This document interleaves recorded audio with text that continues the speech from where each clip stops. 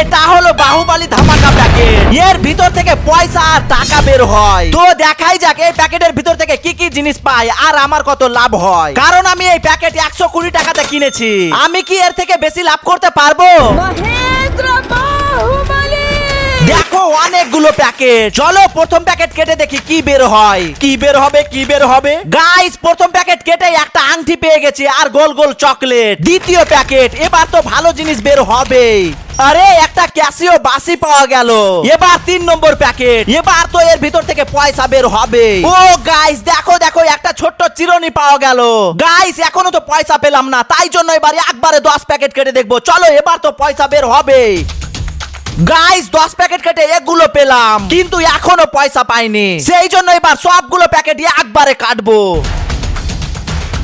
Guys সবগুলো packet কেটে পেলাম এতগুলো সিটি, 2টা চিরুনি, এতগুলো আংটি, ABCD লেখা লকেট আর এতগুলো গোল গোল চকলেট। এখন তোমরাই কমেন্টে বলো এগুলো পেয়ে আমার লাভ হলো না লস?